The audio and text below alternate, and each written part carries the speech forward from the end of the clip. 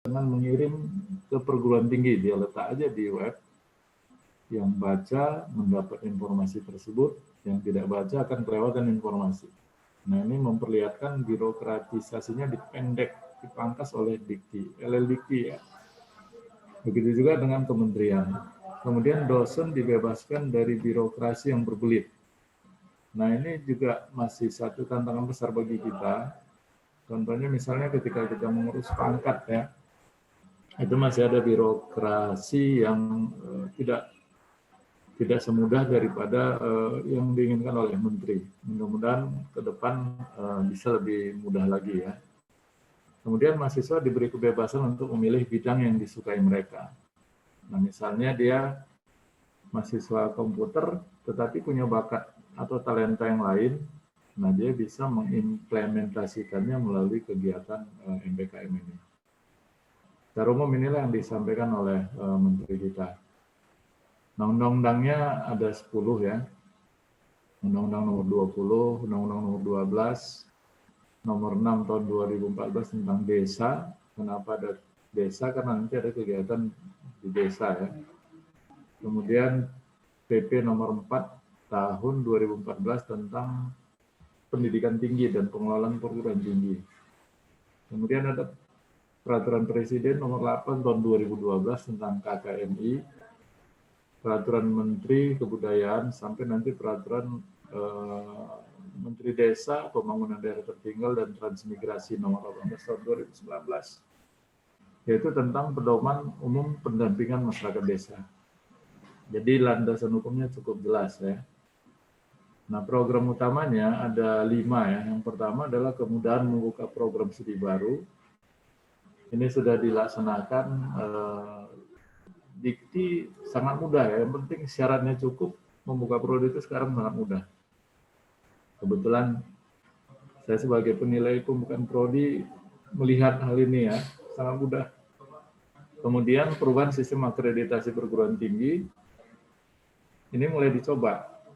Tahun ini untuk kita bidang komputer akan aktif.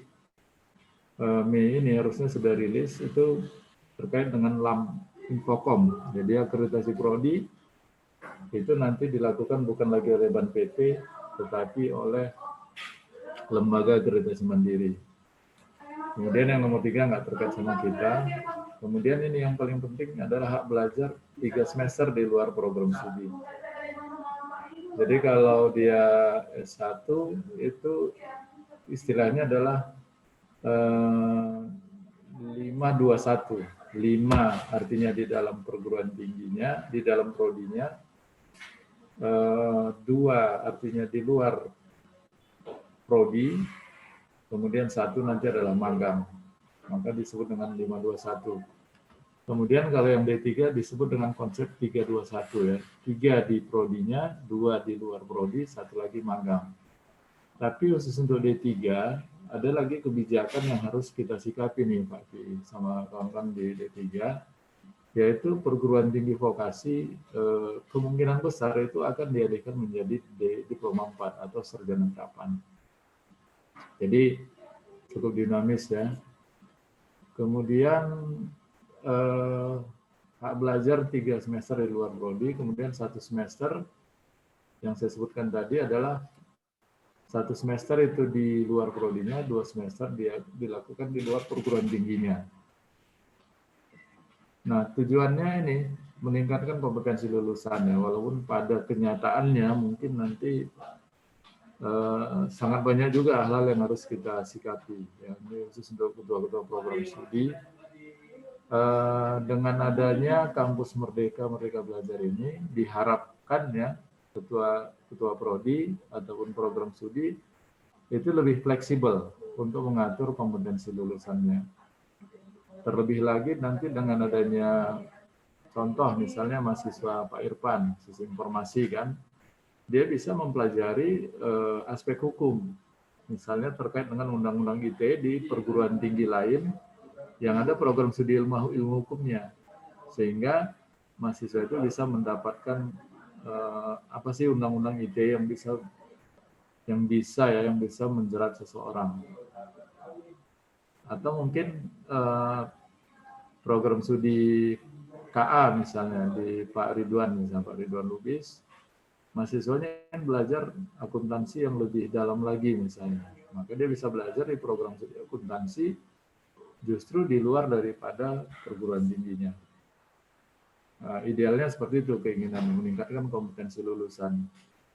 Kemudian menyiapkan lulusan sebagai pemimpin masa depan yang unggul dan berkepribadian. Nah, dari mana ini dicoba?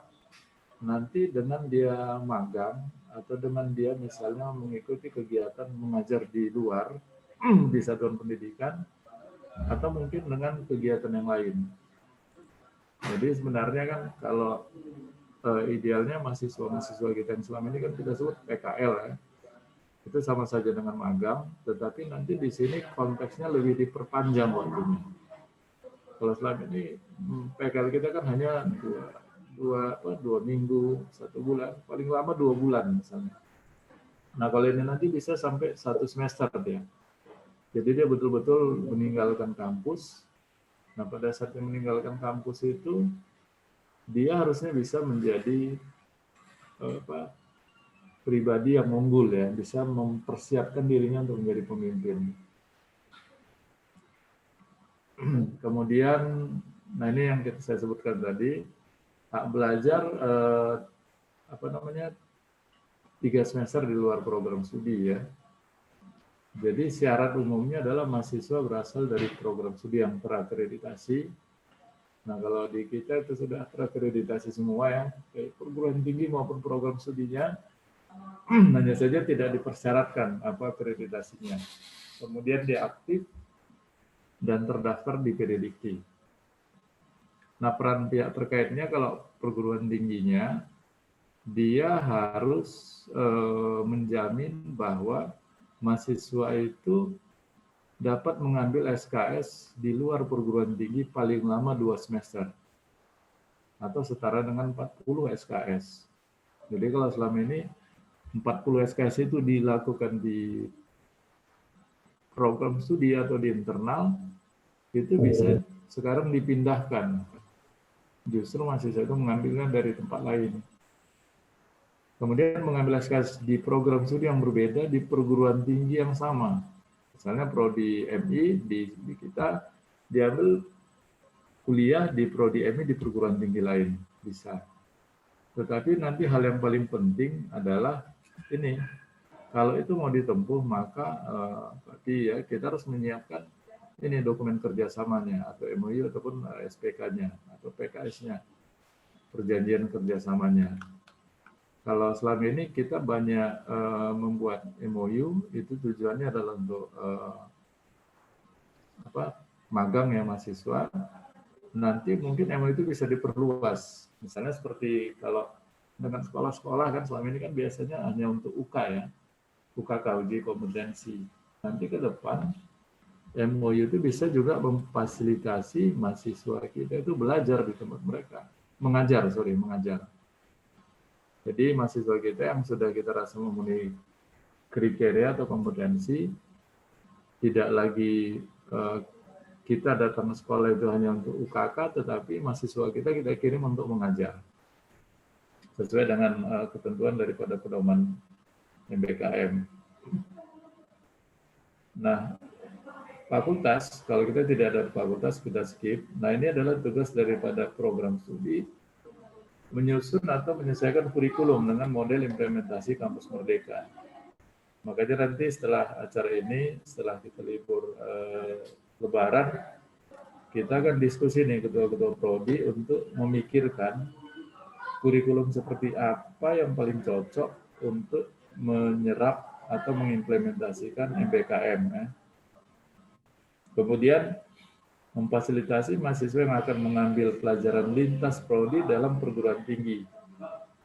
Oleh karena itu nanti ketua-ketua prodi yang ada sangat diminta untuk memperluas jaringan ataupun komunikasi ataupun hubungan lah dengan ketua-ketua prodi dari tempat lain supaya bisa kita lakukan penjajakan untuk mengirim mahasiswa kita ke tempat lain. Kemudian menawarkan mata kuliah yang bisa diambil oleh mahasiswa di luar perguruan tinggi atau luar prodi kita di tempat kita, tapi nanti harus kita susun syaratnya.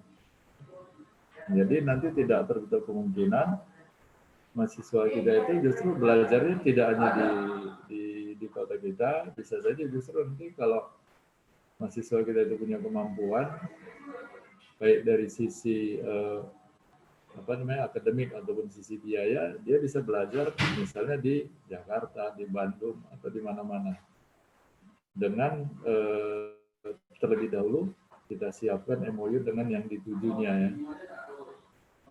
Kemudian prodi harus menghitung ininya ekuivalensi mata kuliah dengan kegiatan pembelajaran luar prodi dan luar perguruan tinggi. Nah ini jika ada mata kuliah atau SKS yang belum terpenuhi, maka disiapkan alternatif mata kuliah daring.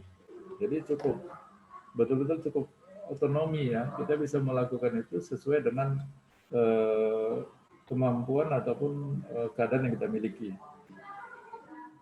Nah, mahasiswa dia merencanakan bersama dosen pembimbing akademik untuk memilih mata kuliah mana yang bisa diambilnya di luar program studi.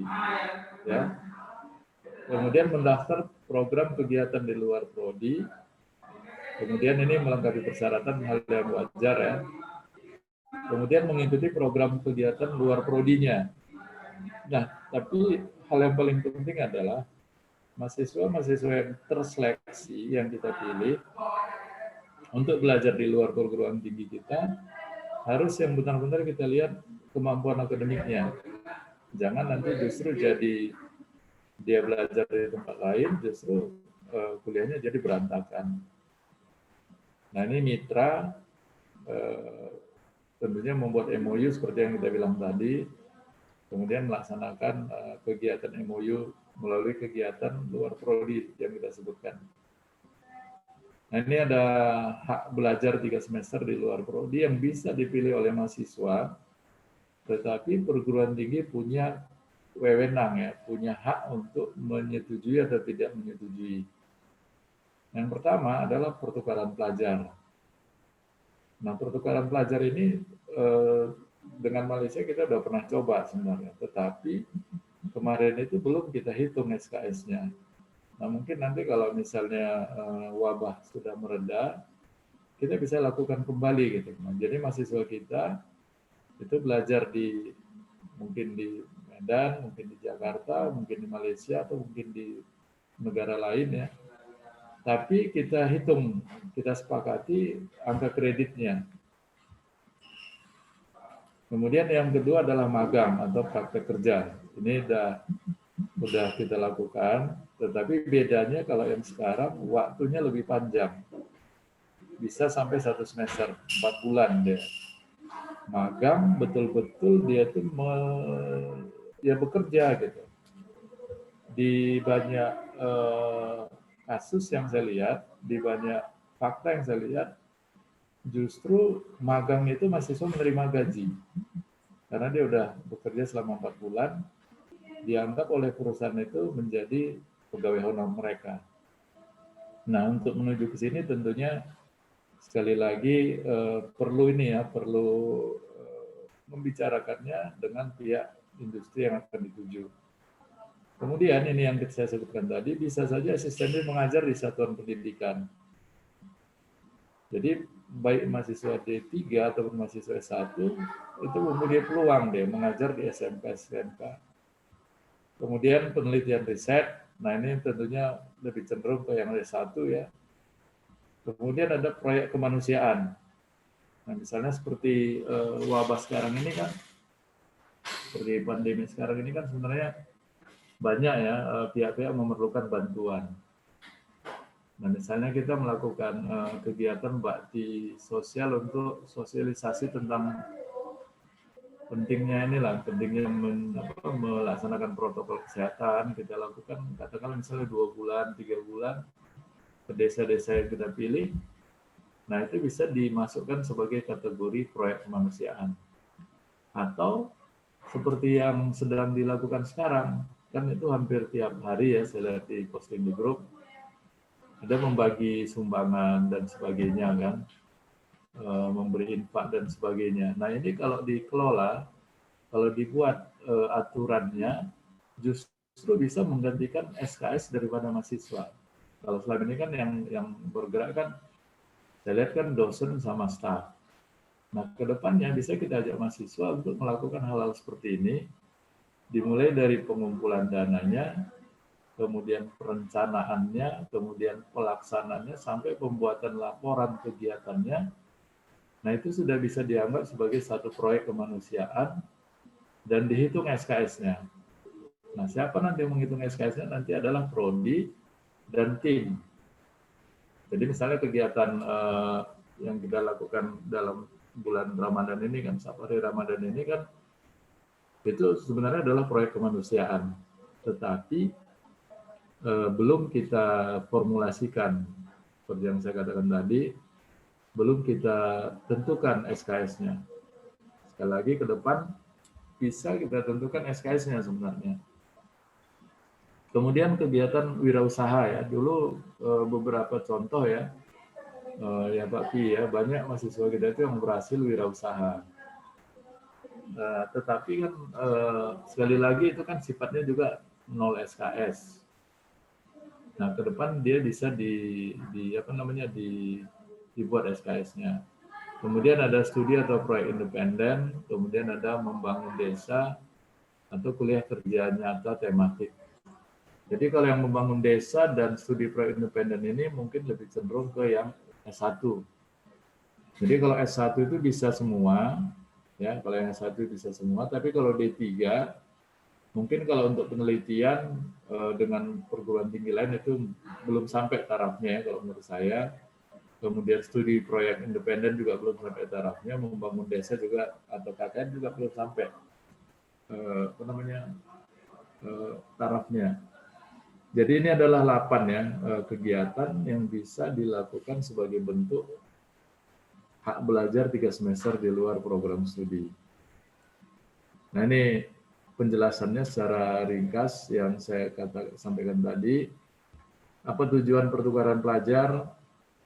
Dia adalah wawasan ya, jadi meningkatkan wawasan mahasiswa. Kemudian ada persaudaraan lintas budaya dan suku itu akan semakin kuat.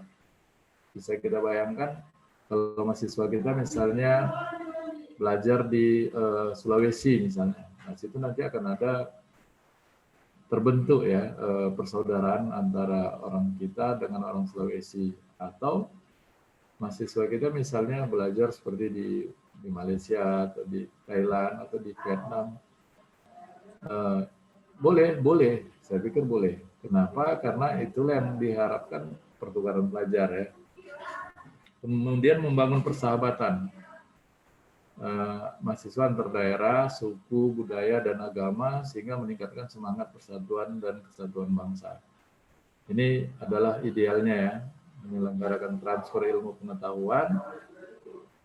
Mungkin di kita itu masih ada kekurangan ilmu, tetapi begitu mahasiswa kita belajar di tempat lain, baik di dalam maupun di luar negeri ya, maka mahasiswa kita semakin bertambah ilmunya, semakin lengkap. Begitu juga sebaliknya ya. Nah ini beberapa bentuk, jadi bisa pertukaran pelajar atau mahasiswa antar program studi pada perguruan tinggi yang sama. Jadi nanti mahasiswa MI bisa belajarnya di KA, atau mahasiswa KA belajarnya di MI. Tapi karena prodi-prodi kita lebih cenderung homogen ya, itu tidak terlalu terlihat signifikansinya. Tapi kalau misalnya ada mahasiswa komputer belajarnya di kedokteran, nah itu justru sangat signifikan. Jadi bagaimana mahasiswa komputer tersebut bisa membangun sistem IT bidang kedokterannya misalnya. Atau seperti yang contoh saya sebutkan tadi, mahasiswa komputer belajarnya di hukum, terkait dengan undang-undang ITE misalnya, terkait dengan hukum-hukum yang berkaitan dengan cyber law misalnya, hukum cyber. Nah itu sangat mungkin ya. Kemudian ada kegiatan pembelajaran pada program studi yang sama tetapi di perguruan tinggi yang berbeda. Nah, misalnya di perguruan tinggi kita, MI atau SI, dia belajar SI di perguruan tinggi lain. Atau pertukaran pelajar antar program studi pada perguruan tinggi yang berbeda. Jadi prodinya berbeda, perguruan tingginya berbeda. Jadi ada 3 hal ya.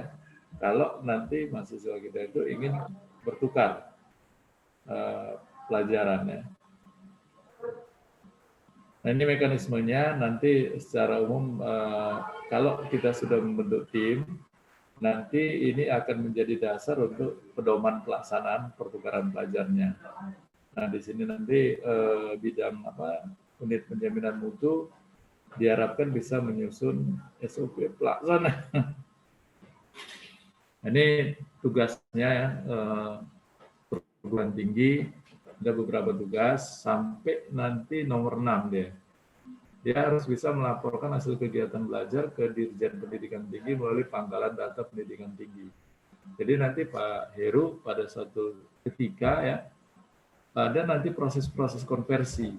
Jadi proses konversi itu dari kegiatan menjadi SKS dan SKS-nya dilaporkan ke PD Dikti. Nanti Pak Heru tolong juga segera dijajaki ya ke LL Dikti bagaimana terkait dengan pelaporan ke PD Dikti yang merupakan hasil daripada MBKM. Misalnya pertukaran mahasiswa itu nanti coba dipelajari lah masih Vina sama siapa di LL Dikti prosesnya bagaimana.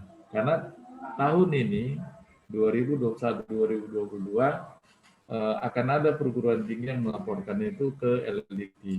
Jadi seyogianya ya, LLDikti juga sudah siap dengan sistem tersebut. Nah, ini pertukaran pelajar, tugas perguruan tinggi tujuan, jadi ada perguruan tinggi pengirim ya, perguruan tinggi pengirim, ada tugas perguruan tinggi tujuan. Jadi konsepnya hampir sama. Nah, yang kedua adalah magang atau praktek kerja ya. Saya pikir ini sudah kita lakukan.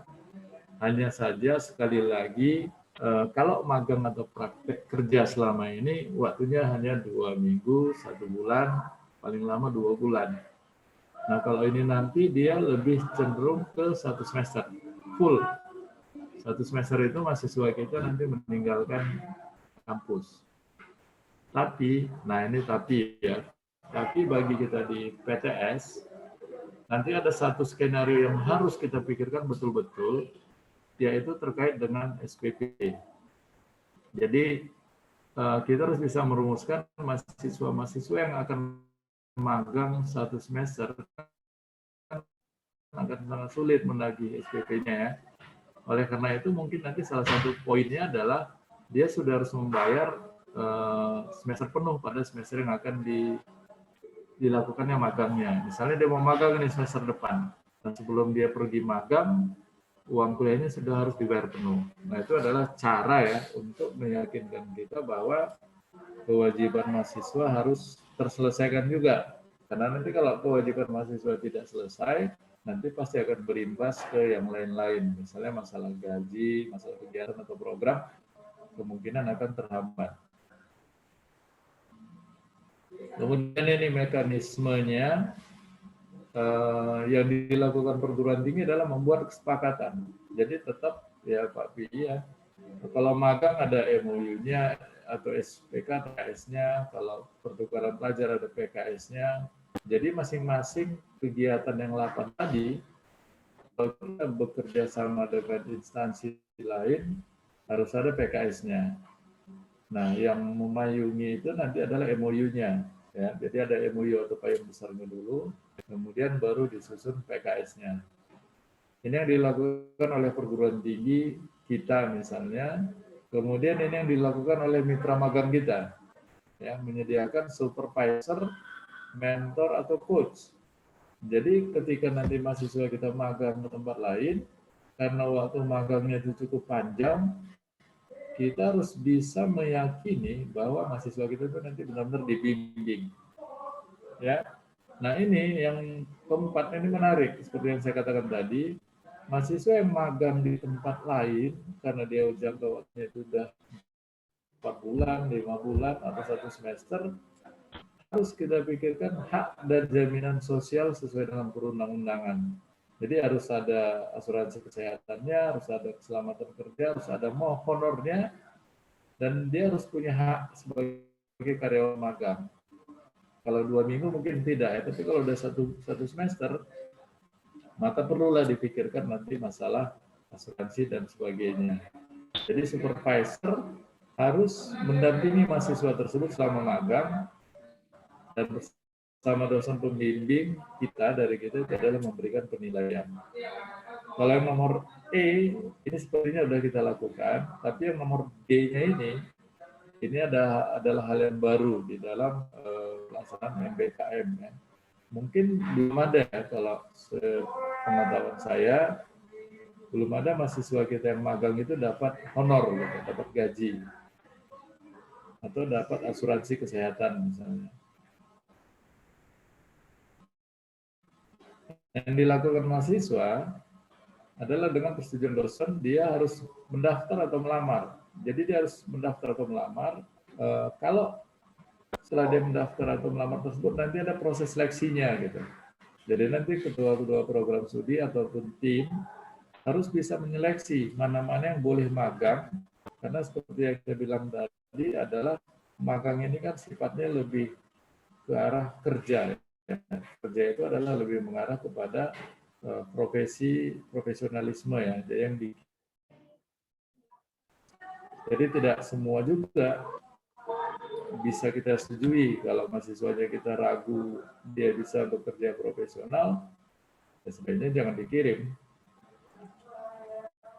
Nah, ini yang lain saya pikir sama. Yang dilakukan dosen pembimbing harus benar-benar pembimbingnya. Contohnya ada salah ketik. Jadi memberikan pembekalan bagi mahasiswa sebelum berangkat magang. Kalau selama ini mungkin kita masih sifatnya kuliah umum kalau saya nggak salah. Kuliah umum terkait dengan magang ya. Tetapi nanti kalau dia sudah magang sampai 4 bulan, 1 semester, sekali lagi dia harus, dosen pembimbing itu harus benar-benar tahu persis apa yang dilakukan oleh mahasiswanya. Ini mekanismenya nanti dijadikan dasar untuk penyusunan pedoman ataupun SOP-nya. Nah, di sini kalau kita lihat yang magang 1 atau 2 semester, itu kalau dia 1 semester setara nanti dengan 20 SKS. Kalau dia 2 semester, itu setara dengan 40 SKS. Jadi yang 1 semester itu bisa 6 bulan, maka terkonversilah 20 SKS kredit mahasiswa kita. Kalau magangnya setahun, udah 40 SKS didapatnya. Tapi sekali lagi ini tidak mudah ya. Oleh karena itu nanti kita juga harus susun pedoman ataupun peraturan-peraturan di internalnya. Oh ya, di sini satu lagi. Jadi satuan capaian daripada magang itu nanti akan diinput dalam KHS, kartu hasil studi. Ya. Akan diinput dalam satu KHS, dan itu diakui oleh Dikti, dan harus bisa dimasukkan ke PD Dikti. Jadi cukup menarik ini sebenarnya. Magang itu ada yang namanya free form ya, ada structure form. Di sini nanti ada penjelasannya. Kalau yang free form itu Merdeka Belajar selama 6 bulan disetarakan dengan 20 SKS tanpa penyetaran mata kuliah. Jadi kita tidak membebani mahasiswa itu dengan mata kuliah, dia magang aja, kerja aja di tempat yang ditujunya. Tujuannya adalah supaya mahasiswa itu dapat ini hard skill sama soft skill sesuai dengan capaian pembelajaran yang diinginkan. Nah, nanti kita harus bisa meyakini juga bahwa CPL atau capaian pembelajaran setiap program studi harus benar-benar disusun sedemikian rupa sebaik mungkin dan disesuaikan dengan konsep MBKM tersebut. Ya. Ini contohnya. Misalnya mahasiswa magang di industri selama 6 bulan. Hard skill-nya misalnya dia merumuskan permasalahan keteknikan. Dia diukur 3 SKS, nilainya A. Siapa yang menilai? Itu tadi, supervisornya di industri dan pembimbing dari kita. Kemudian menyelesaikan permasalahan teknis di lapangan. Satuannya adalah 3 SKS, nilainya B. Kemampuan sintesa dalam bentuk desain. Satuannya adalah 4 SKS, nilainya A. Nah ini soft skill-nya, misalnya kemampuan berkomunikasi, 2 SKS. Nah siapa yang menentukan 2, 3, 4 SKS ini adalah kita. Jadi kita nanti di tim program studi dan tim MBKM akan menyusun ini. Sehingga mahasiswa yang memang benar-benar kerja kerasnya cukup tinggi di perusahaan, dinilai A dia. Nah, jadi bisa kita lihat ada proses konversi nilai di sini. Nah, kalau yang bentuk terstruktur, dapat distrukturkan sesuai dengan kurikulum yang ditempuh oleh mahasiswa. Nah, ini contohnya. Misalnya ini adalah nama mata kuliah ya. Mahasiswa teknik kimia, magang 6 bulan industri. Ini adalah mata kuliah mereka yang ada di kurikulum. Dan itu yang langsung dipraktekkan di perusahaan. Ini yang terstruktur namanya. Kalau yang tadi yang sebelumnya tidak terstruktur. Bisa juga dirancang dalam bentuk hibrida atau gabungan ya. Nah ini yang ketiga adalah asistensi mengajar di satuan pendidikan. Ya. Jadi mahasiswa kita itu bisa menjadi asisten guru di sekolah, bisa di sekolah dasar, bisa di sekolah menengah, bisa di SMA, sekolah tempat praktek dapat berada di lokasi di dekat rumahnya, di kotanya, atau mungkin di daerah terpencil. Nah, sama seperti saya minggu yang lalu, kalau nggak salah, itu mengajar anak-anak kecil ya di pinggiran Sungai Deli. Tapi memang itu hanya 2 jam ya. Tapi nanti kalau misalnya BKM ini sudah bisa dilaksanakan, mungkin saya rutin datang ke anak-anak di pinggiran Sungai Deli itu untuk mengajar. Dan itu bisa dihitung SKS-nya. Ini kegiatannya, tujuannya memberi kesempatan kepada mahasiswa yang memiliki minat dalam pendidikan untuk serta memperdalam ilmunya dengan cara menjadi guru di satuan pendidikan. Jadi kan Pak Pi, kalau selama ini kerja sama kita dengan sekolah-sekolah, itu bisa kita tingkatkan. Nanti mahasiswa kita buat untuk mengajar. Kemudian meningkatkan pemerataan kualitas pendidikan, terutama untuk daerah-daerah terpencil. Untuk daerah-daerah terpencil ya, kita bisa meminta atau mengarahkan mahasiswa kita mengajar.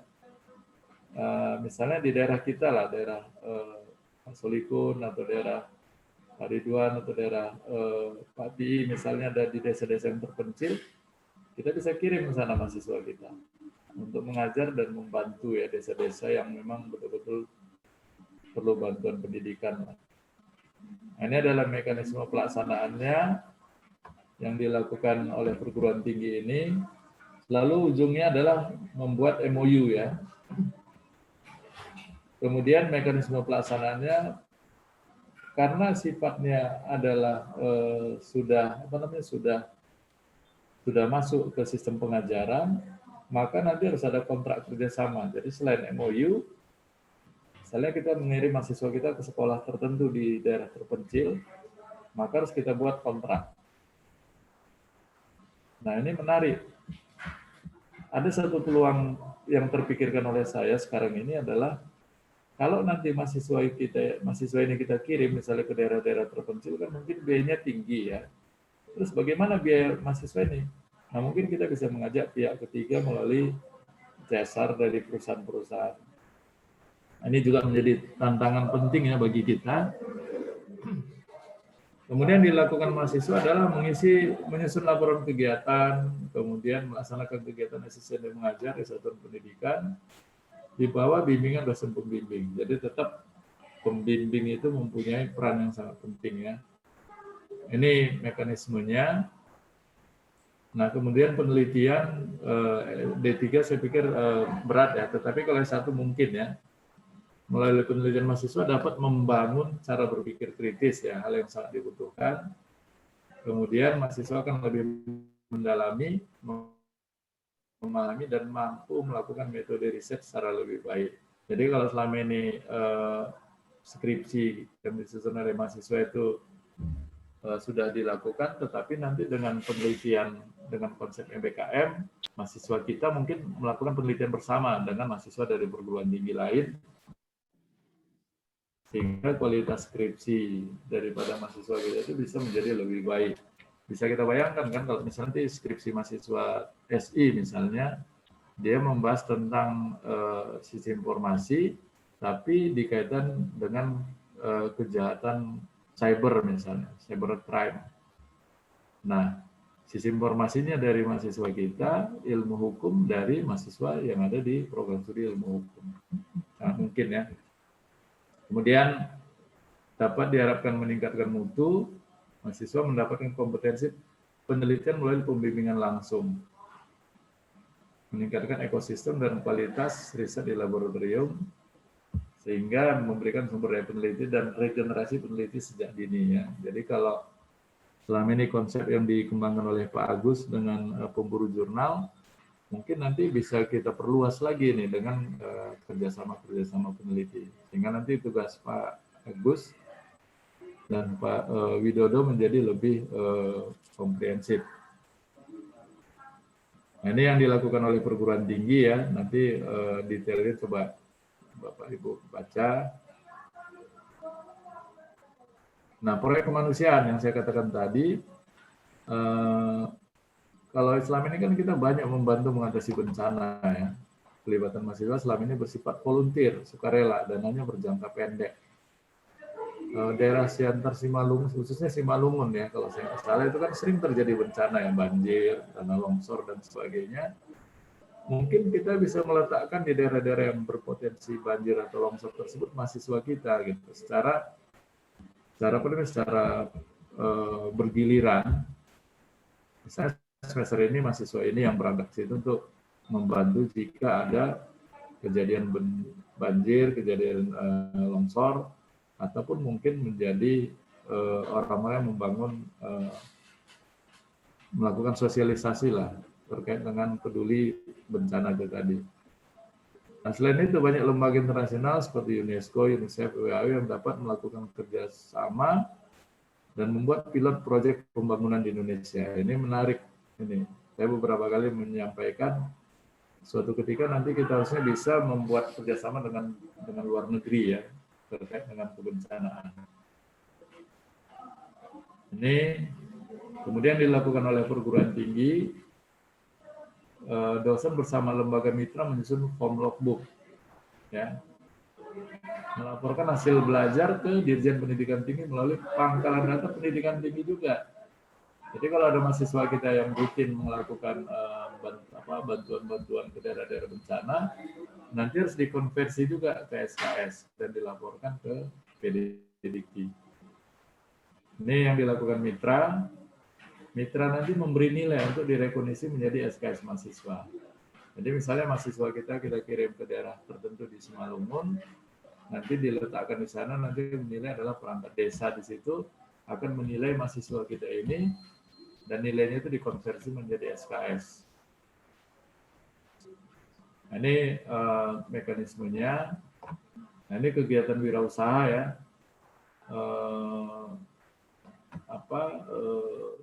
Sebenarnya peluang wirausaha ini kan sangat tinggi ya sekarang ini. Saya sendiri pun secara pribadi sedang mengembangkan wirausaha juga, wirausaha hidroponik, ya kan. Menangani masalah permasalahan pengangguran ya. Jadi kalau selama ini kan setelah lulus, mahasiswa kita itu kan, lulusan kita itu kan sering ya terbentur dengan dia mau kerja apa, dia mau kemana. Nah, kalau sejak awal kita bisa libatkan dia dengan kegiatan wirausaha, mungkin berpotensi dia tidak lagi terlalu sulit untuk mendapatkan penghasilan setelah tamat. Yaitu tadi dengan mendirikan usaha-usaha tertentu. Nah, ini kegiatannya. yang dilakukan oleh mahasiswa melaksanakan kegiatan wirausaha di bawah bimbingan dosen. Nah, kalau hibahnya kan ada hibah PKM kalau saya nggak salah. Mungkin nanti suatu ketika, nanti coba kita pikirkan lah ya. Kalau bisa, satu dosen itu memiliki mahasiswa yang melakukan membawai satu atau dua orang mahasiswa yang melakukan kegiatan wirausaha gitu. Ini menarik ya, sehingga nanti mahasiswa kita itu tidak lagi ini berpikir untuk bekerja, harusnya dia juga sudah bisa untuk memulai usaha. Nah, ini cara konversi SKS-nya, misalnya ini contoh ilmu komunikasi ya, saya ambil dari pedoman. CPL-nya mampu melakukan praktek awal wirausaha dengan pemahaman konsep wirausaha yang komprehensif. Kalau nggak salah di prodi kita juga ada mata kuliah kewirausahaan. Ekivalensinya misalnya kewirausahaan sosial dia 3, etika bisnis 2, dan seterusnya bisa dikonversi menjadi 20 SKS. Terus berapa lama dia? Bisa satu semester juga gitu. Nah, cuman teknisnya ini seperti yang saya katakan beberapa kali, nanti setelah Lebaran harus kita duduk bersama membahas tentang pedomannya lah. Nah, ini mekanisme atau tahap kegiatannya. Nah, studi proyek independen seperti yang saya katakan ini lebih cenderung nanti dilakukan oleh S1 ya, karena ini lebih bersifat akademik, lebih bersifat keilmuan yang lebih mendalam ya. Kegiatan proyek independen dapat dilakukan dalam bentuk kelompok lintas disiplin keilmuan. Kalau untuk S1 lebih cocok. Dia bisa melakukan pendidikan berbasis riset dan pengembangan ya. Ini yang dilakukan oleh perguruan tinggi, yang dilakukan oleh mahasiswa. Ini adalah mekanisme ataupun prosesnya. Nah, membangun desa atau KKN, ini juga lebih cenderung nanti ke S1. Nanti ketua-ketua prodi, Pak Irfan ya, kalau masalah Pak Indra ya, kalau masalah satu lagi, harus bisa memikirkan apakah mungkin nanti mahasiswa kita itu masuk program KKN. KKN-nya 1 semester. Nah, yang dikirim adalah yang memenuhi seleksi atau sudah lulus seleksi daripada program KKN itu sendiri. Diharapkan dia bisa mengembangkan potensinya di desa untuk mengatasi masalah yang ada di desa. Setiap desa pasti ada masalah ya. Saya sekarang rutin juga ke desa-desa. Setiap desa itu memiliki masalah yang berbeda-beda dan mereka kesulitan gitu untuk mengatasi masalah mereka. Maka dengan program MBKM ini, kita punya ruang untuk membantu mereka. Ini tujuannya. Kemudian ini adalah manfaat bagi mahasiswa ya. Manfaat bagi perguruan tinggi, ini manfaat bagi desa. Nah, sekarang gini Bapak Ibu, aksi kita apa? Aksi kita adalah membentuk tim kerja. Nanti setelah Lebaran kita pikirkan siapa yang menjadi ketua untuk mengembangkan MBKM di Amik, siapa yang mengembangkan MBKM untuk di Istiqomnya. Saya berasumsi ya, kita bisa kerjakan nanti setelah Lebaran selama 5 minggu untuk menyusun pedoman-pedomannya. Kenapa? Karena nanti dimulai dari tahun akademik 2021-2022, kita wajib menjalankan kurikulum MBKM ini.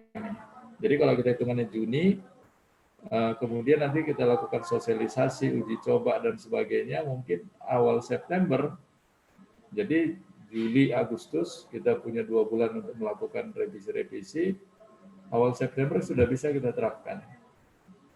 Nah, inilah yang bisa saya sampaikan secara ringkas. Nanti detailnya bisa dibaca di pedoman yang sudah saya share dan di presentasi ini. Saya pikir itu aja.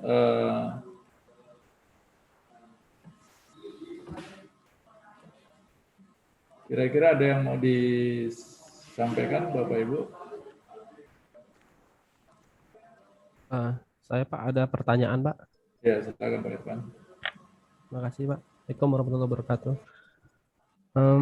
Terima kasih Pak atas penyampaiannya. Ini terkait Merdeka Belajar Pak. Ada untuk kegiatan itu kita ada 8 ya Pak di Presentasi itu ada 8 kegiatan hak belajar 3 semester di luar prodi.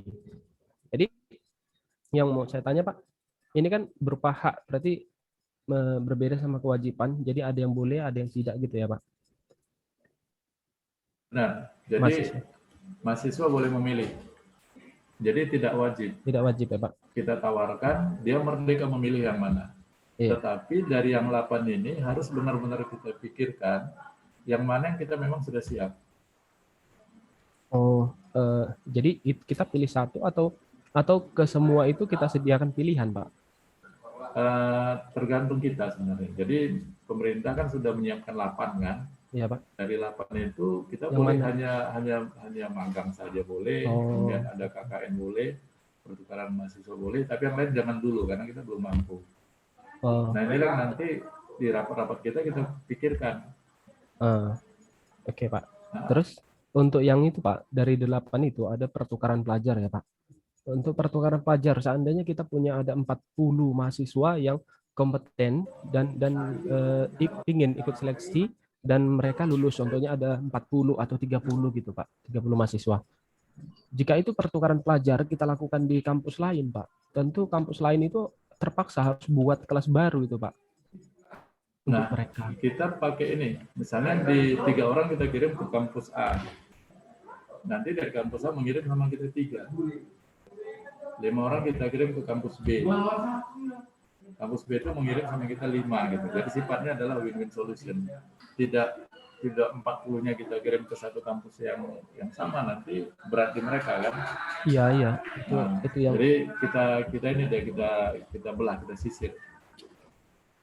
Ya, kalau seandainya seperti itu Pak, nanti kan kampus lain otomatis mengirimkan ke kita Pak. Jika terjadi pertukaran. Ya wajib. Jadi kita kirim 3, mereka kirim mereka kirim sama kita 3. Iya. Nah itulah kesepakatan itu tadi. Nah kan kelas kita di sini Pak, kelas kita untuk yang reguler itu kan udah ditentukan jam-jamnya Pak. Nah jadi makanya nanti waktu ini sudah kita terapkan, kita harus pikirkan kalau kita kirim 3, berarti kan 03 kan? Iya Pak. Maka masuk 3 sama kita. Maka itu yang akan menjadi pelengkap yang tadi dikirim 3 tadi.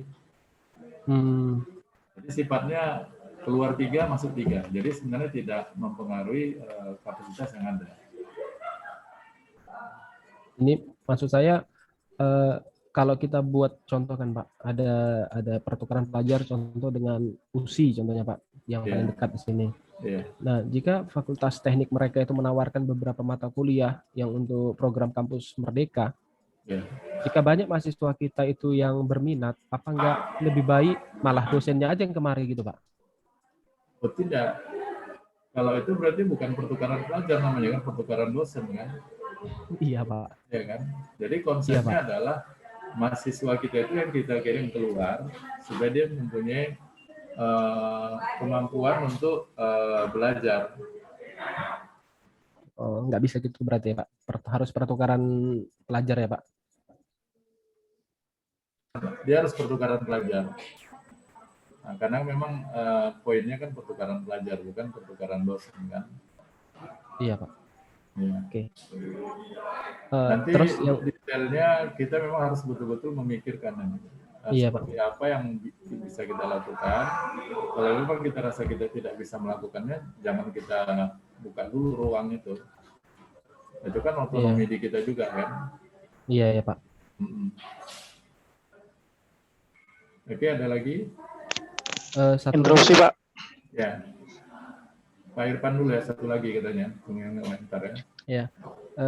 Pak, ini untuk program studi sistem informasi, dari 8 ini Pak, dari 8 kegiatan hak belajar 3 semester di luar prodi itu Pak, kemungkinan Pak ada yang saling beririsan Pak. Contoh, mahasiswa kita ini Pak ingin membuat kompetensi kita kan membuat software Pak, software berbasis database. Jika software berbasis database itu tentu ada kaitannya dengan program untuk pengembangan desa, contohnya Pak, membangun desa. Nah, membangun desa. Namun itu juga ada kaitannya dengan riset atau penelitian. atau itu juga termasuk dari program kemanusiaan jika memang tidak apa Pak, tidak menerima keuntungan. Nah, jika seperti itu Pak, apakah jadi 3 kegiatan itu Pak? Tidak. Makanya tim nanti yang akan memutuskan secara otonom dia masuk kegiatan yang mana. Jadi Ya. bukan berarti dia jadi kali 3, berarti kan overlapping kan. Iya, itu yang kita takutkan bobotnya malah melebar Pak. Tidak. Jadi nanti kan di pedoman atau di SOP-nya itu nanti kan kita bisa menuliskan kriteria ataupun syarat ya kan. Jadi setelah ini nanti kita susun konsep panduan MBKM internal kita, kemudian kita susun pedoman untuk yang 8 itu tadi. Di pedoman itu nanti kan ada syarat-syaratnya kan. Iya Pak. Nah, saya pikir seperti itu Pak. Oke, terima kasih Pak. Yang lain ada kira-kira? Interupsi Pak, Syafi'i Pak. Silakan Pak Pi. Baik, makasih Pak. Tadi sudah dipaparkan metode MBKM yang akan diberlakukan. Jadi begini Pak usulannya Pak. Sebaiknya kita susun dulu panduan untuk internal kita. Karena tadi pertanyaan kan mengarah kepada teknis semua Pak. Jadi kalaupun dijawab mungkin ya masih mengambang-ambang kan Pak, karena kita belum ada ketetapan. Nah, termasuk biaya yang dikeluarkan, terus tadi ada asuransi kesehatan dan lain sebagainya gitu. Nah, kemudian luaran capaian yang harus diperoleh oleh mahasiswa sampai mana gitu. Nah, maka usulan saya Pak, dipetakan dulu Pak kapan kita bisa kumpul bersama untuk menyusun model rencana strategis untuk kegiatan MBKM ini gitu Pak. Nah, jadi kalaupun kita tanya jawab di sini masalah teknis, ya kalau kita belum ada panduan yang kita sepakati bersama, ya mungkin nanti bisa ngawur-ngawur lagi Pak. Begitu Pak. Makasih Pak. Ya, jadi setelah Lebaran ini nanti seperti yang saya sampaikan tadi kan, kita akan rapat nanti membentuk tim. Jadi tim kerja itu ada 2 hal yang harus dikerjakannya dalam waktu segera, 3 sebenarnya. Yang pertama adalah pedoman MBKM untuk internal kita. Kemudian dari pedoman itu nanti kita pikirkan dari yang 8 kita memilih yang mana nih. Kan tidak mungkin semua kita udah siap ya kan. Nanti misalnya kita pilih 2, katakanlah misalnya magang udah pastilah kita siap ya kan. Kan selama ini kan udah kita lakukan. Kemudian yang kedua misalnya pertukaran pelajar. Kita kan udah pernah juga coba walaupun sifatnya masih singkat. Misalnya kita coba yang 2 ini. Kita pilih yang 2 ini. Nah setelah itu baru kita buat panduannya, panduan pelaksanaan pertukaran pelajar misalnya. Kemudian yang ketiga, kita harus meninjau di sisi kurikulumnya, karena ini berkaitan dengan CPL. Jadi CPL mana yang bisa masuk ke pertukaran pelajar, di bagian CPL mana yang bisa masuk ke magang. Betul Pak Pi, jadi setelah ini kita memang harus segera membuat tim. Makanya kan ide saya tadi kan, setelah ini nanti kita rapat, kita pilih siapa yang menjadi project leader lah, project leader untuk amiknya, siapa project leader untuk STIKOM, atau satu project leader tapi membawai untuk keduanya. Itu nanti kita bicarakan lah teknisnya. Jadi betul memang kita harus segera susun panduannya dulu, pedomannya dulu, baru susun panduan kegiatannya, baru nanti kita tinjau ke CPL. Karena kalau nanti ada berkaitan CPL kan itu konversi SKS kan. Seperti itu Pak Abi. Jadi yang kita sampaikan hari ini, kita masih sifatnya adalah menyampaikan isi pedoman yang menjadi kewajiban daripada MBKM tersebut. Ya Pak Abi ya. Oke, makasih Pak. Ditunggu undangannya Pak. Oke, yang lain ada kira-kira? Pak Dedi, kira-kira ada masukan Pak Ded sebelum kita break karena nanti lagi dasarnya. Silakan Pak Ded. Ya Pak Rahmat, terima kasih Pak. Dengar nggak suaranya ya? Saya pakai handphone. Jelas Pak Ded, jelas. Jelas Pak. Apalagi dengan baju barunya kan jelas. Nah. Iya, kayak Ariel suaranya. Ada 2 sisi nih Pak Rahmat. Ikut Zoom di L2 Dikti, ikut Zoom di kita kurikulum Merdeka Belajar. Yang pertama yang perlu kita ingat adalah 1, menterinya masih tetap sama. Artinya kurikulum Merdeka Belajar ini wajib dilaksanakan dan itu juga amanat Permenristek-Dikti kan, Permendikbud. Baru yang kedua, dari 8 itu nanti dipetakan, misalnya tadi ada ketua proyek, tapi kita kan udah ada yang pengalaman, misalnya penelitian siapa, baru Pak PI, aspeknya di mana gitu. Apakah di magang kerja atau di apa gitu. Jadi nanti ada tim dari 8 itu nanti misalnya di klaster, dikelompokkan berapa bagi, dijadikan misalnya bagian kurikulum yang mengurus kurikulum, nanti disesuaikan. Memang nggak bisa semua itu Paramat kita laksanakan gitu. Ya, jadi kita ambil misalnya di tahun pertama 3, di tahun kedua berapa, nanti itulah program kerjanya. Jadi sebenarnya yang terakhir itu adalah yang diambil dari sisi keuangan gitu. Di sisi keuangan mungkin kalau dari segi akademik kita is okay lah, no problem, kita yang menjalankan apa yang harus dilakukan. Tadi kan ada yang dilakukan perguruan tinggi, yang dilakukan stakeholder gitu. Tapi kalau ada di situ yang berhubungan dengan keuangan, maka kalau nanti saya dan Pak Rahmat memutuskan, maka itu harus disondingkan dulu gitu, dibuat dulu dengan presentasi dulu dengan ketua yayasan, agar nanti kita tidak salah melangkah dengan pihak stakeholder. Kita misalnya udah oke, rupanya nanti di yayasan ada pertimbangan lain, dan maka harus dimusyawarahkan yang berhubungan dengan keuangan. Tapi kalau misalnya dengan teknis, akademik, yang murni misalnya kurikulum, apa segala macam, ya misalnya pengajaran, nah itu mungkin kita bisa memutuskan. Tapi yang berhubungan dengan pembiayaan yang tadi Pak Pi bilang ada penggajian, ada asuransi gitu. Nah, bagaimana proses proses pembiayaannya itu harus nanti benar-benar setelah buku panduan sebelum kita putuskan, kita harus presentasi dengan dengan ketua yayasan lah sebagai badan penyelenggara. Kalau oke, maka itu 1 atau 2 itu kita jalankan. Memang dari segi kurikulum Merdeka Belajar 8 prioritas dan 3 dosa itu harus betul-betul dipahami oleh semua sivitas akademika ya. Dan kalau di Stikom sepertinya saya mau buat visi misinya harus mendukung para Merdeka Belajar itu juga gitu. Karena nanti ujung-ujungnya ke sana juga pertanyaan-pertanyaan akreditasinya. Baru yang terakhir ya tim penjaminan mutu harus membuat itulah PPEPP daripada yang khususnya nanti kampus kurikulum Merdeka Belajarnya itu. Saya pikir itu dari saya Pak Rahmat. Terima kasih. Terima kasih Pak Det. Jadi memang betul. Jadi gini Pak Det sama kawan-kawan ya. Jadi konsep yang diinginkan oleh kementerian begitu nanti kita menjalankan MBKM ini, tentunya kan kementerian berharap dalam pelaksanaannya tidak gagal kan gitu kan, sehingga nanti teknis, kalau teknis itu kan berarti ada yang sifatnya teknis, ada yang sifatnya pendukung teknis. Nah, yang berkaitan dengan keuangan dan sebagainya, saya sangat setuju. Nanti sebelum kita memutuskan di ujung pada saat pleno, kita harus undang yayasan, karena ada hal-hal tertentu yang memang kita tidak bisa memutuskan, terutama dari sisi pembiayaannya. Itu harus ada lampu hijau lah dari yayasan, karena kita kan di PTS. Kemudian yang kedua, memang waktu nanti misalnya kita pun sudah punya pedoman, kemudian ketika kita mau MOU dengan perguruan tinggi lain, sisi teknis pembiayaan juga harus kita bicarakan.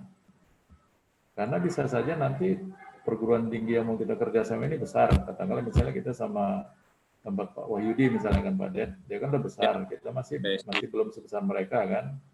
Nah ini ada sisi pembiayaan harus kita bicarakan, dan biasanya ini tentunya berdasarkan kesepakatan. Kalau kita setuju kita jalan, kalau kita tidak setuju tidak bisa, tidak mampu lah kita katakan, ya kita tidak jalankan. Minimal, nah ini minimalnya, minimal untuk tahun ini kita sudah harus melaksanakan instruksi menteri gitu. Ya, seperti yang Pak Dedi bilang, ini kan harus dilaksanakan. Kita harus laksanakan, tapi dalam pelaksanaannya, kita pilih yang memang kita mampu. Jadi dari 8 itu yang kita mampu yang mana deh? Nah kan gitu ya. Kalau kayak magang kan selama ini udah kita lakukan sebenarnya kan. Hanya saja 2 minggu, sebulan, 2 bulan. Nah ini kita panjangkan jadi 1 semester. Supaya dia bisa dikonversi menjadi 20 SKS. Kalau selama ini kan magang kalau saya nggak salah 2 SKS ya Pak Pi ya. Nah ini kita konversi menjadi 20 SKS. Nah tentunya ini kan memerlukan pemikiran ya.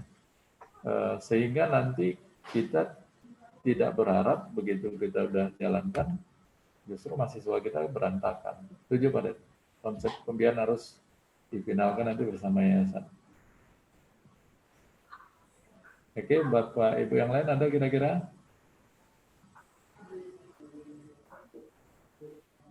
Oke, kalau nggak ada, saya pikir itu saja ya Pak Deden. Hari ini kita coba dulu brainstorming.